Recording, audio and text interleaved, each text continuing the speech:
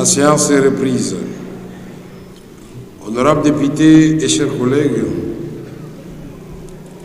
hier avant de nous quitter, nous avions désigné les commissions qui devaient travailler conjointement avec les comités, la commission plutôt du Sénat. Ces commissions travaillent jusqu'à 2 h du matin et elles nous ont promis de terminer à 10 h pour qu'on commence la plénière à 13 h. Il est présentement 16 h 14 minutes. On m'informe que toutes les commissions ont fini le travail. Premier élément. Deuxième élément, je voudrais demander aux honorables députés, mes chers collègues, vous qui avez le privilège de rencontrer le président de la République, il faut lui rapporter des choses vraies.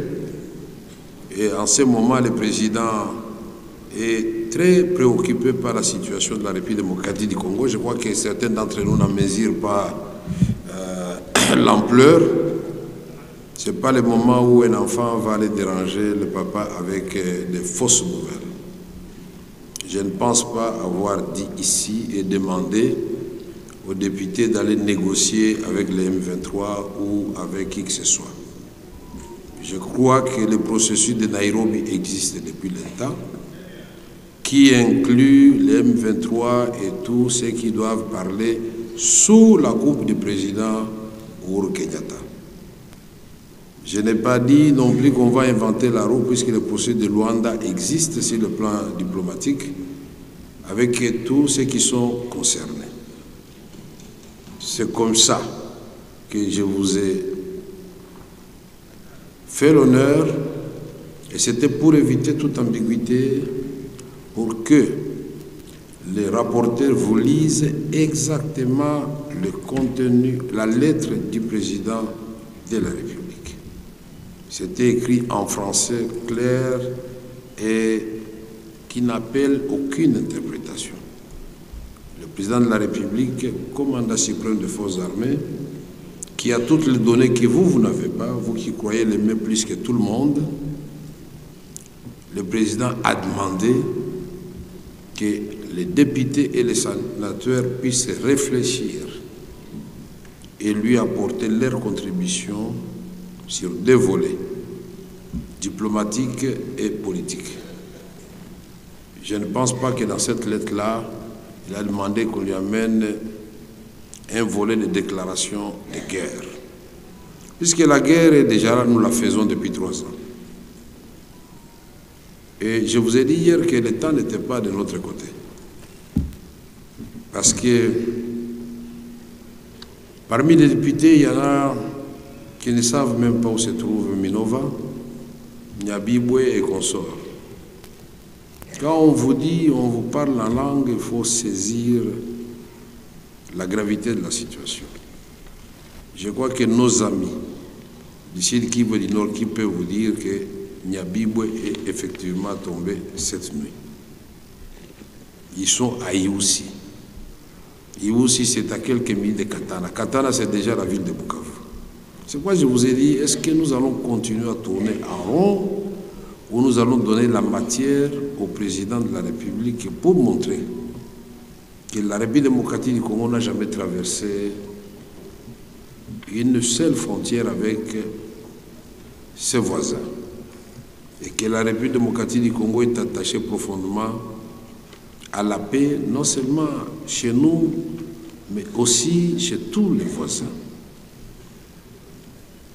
Et je crois qu'en matière de l'art de la guerre, il faut des fois prendre l'adversaire là où il est faible ou le surprendre là où il ne vous attendait pas. Je croyais m'adresser vraiment à des gens déterminés et avec lesquels nous communions, puisque vous avez fait des interventions ici. Je pensais que nous avons parlé le même langage. Troisième élément, pour les habitués des forats ou des forums, c'est selon, comment vous allez mettre 10 commissions ensemble et commencer à parler sans un document de base? Le document qui vous a été distribué hier, nous avons dit que ça s'appelle document martyr. Vous pouviez même les déchirer et dire, bon, tout ceci, ça ne nous intéresse pas, nous avons un autre document. Mais en République démocratique du Congo, quand il y a un groupe de gens qui amènent une contribution, tout le monde veut être initiateur de tout. Et avec ça, nous n'allons pas avancer. Nous devons cultiver l'amour entre nous. Et ce que nous faisons ici, c'est une sorte de sacerdoce. On n'a pas dormi, on attendait que les commissions terminent. C'est à 2h30 qu'on nous dira, bon, finalement, ils sont fatigués, ils vont continuer le matin. Mais entre-temps, nous devrions continuer à donner des coups de fil. Quand nous travaillons, c'est sous serment de loyauté vis-à-vis de la patrie, vis-à-vis du président de la République. Aimer le président, ce n'est pas crier tout le temps au micro, j'aime le président, non, c'est dans les actes. Et je sais que je vous ai demandé, honorable député, sans contrainte, sans pression, faites en sorte que vous initiez vos intelligences pour que nous puissions donner la matière au président. Quatrième précision. Je vous avais dit, quand le pays est attaqué, il n'y a point de majorité, il n'y a point d'opposition, il n'y a point de société civile.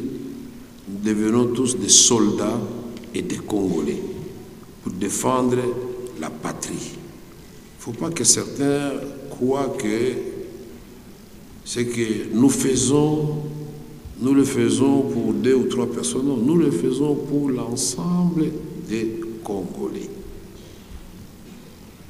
Nous avions un document avec une charpente très facile à exploiter. Je ne sais pas où est-ce qu'on va inventer la roue. Ce n'est pas la première fois que nous participons à ce genre de travail. Maintenant, on nous a dit la méthode qui a été choisie, c'est que chaque sous-commission fasse son rapport et à la fin, on va donner au bureau la tâche de faire un rapport à présenter au président de la République. Alors que vous, qui êtes souverain, c'est-à-dire la plénière, aurez pu adopter un rapport consolidé et être certain que c'est ces rapports-là que les 2 présidents des chambres ont déposés auprès de la présidente de la République. Mais quand vous nous faites confiance, on va suivre la méthodologie que vous avez décidée. Et donc, nous venons de commencer la séance. Je voulais faire ces précisions et soyez certain que je ne suis pas perturbé parce que je suis déterminé à défendre la patrie. Je suis déterminé à travailler avec vous, comme vous, à aider le président de la République à aller de l'avant. Je suis déterminé parce que il ne faut pas qu'on vous fasse le dessin. Le décor de la balkanisation est jeté. Et nous devons le défaire. Nous devons, chacun de nous doit faire en sorte que cela n'arrive. On ne sait pas ce qui se passe présentement sur le terrain, mais tout ce que nous savons, que les gens qui nous appellent sont apeurés. Et la plénière d'hier, pour les gens de Bukavu, de Goma et des autres territoires non encore conquis, c'était une plénière vraiment qui était attendue. Et ils se disaient, mon Dieu, si on peut toucher le cœur des députés, que ces gens n'arrivent pas dans nos maisons. C'est bien d'aller sur les réseaux sociaux, écrire, nous allons écraser ceci ou cela, mais ce serait mieux aussi que certains internautes puissent aller faire les reportages sur le terrain pour vivre les horreurs des gens qui vivent là-bas. Nous voyons dans la guerre en Ukraine les correspondants de France 24, de ceci et de cela. C'est là, ils sont sur le terrain, quand ils rapportent, vous le voyez à un moment donné, ils disent « Ah non, non, là, je dois couper puisque ça ne va pas. » Puisqu'ils voient ce qui se passe. Ne nous comportons pas comme si le pays était en paix. Soyons en communion avec nos frères et sœurs qui sont durement frappés puisque nous représentons un seul corps, la nation congolaise. C'était une mise au point. Je voulais revenir la nuit pour expliquer aux membres des commissions, mais comme je l'avais déjà dit avant d'élever la séance, j'ai compris que pour certains, c'était tout simplement pour déranger. Mais si ça pouvait se limiter là, c'est bon. Mais il y en a qui ont écrit au président de la République, non, non, non, on est en train de vous trahir, on en va à l'encontre de vos orientations, alors que la lettre a été lue ici devant vous. Qu'est-ce que nous cherchons dans la vie quand vous voulez faire du mal aux autres, de façon délibérée? J'ai déjà souffert comme ça dans ma vie. Je ne vais pas vous énumérer toute la souffrance que j'ai endurée. Je ne crois pas que 10 parmi vous allaient accepter encore de travailler après ce que moi j'ai connu. Je l'ai fait par amour pour mon pays, je l'ai fait par amour et par amitié et par loyauté pour le président de la République. Et si les gens ne voient pas ça, Dieu le voit. Merci.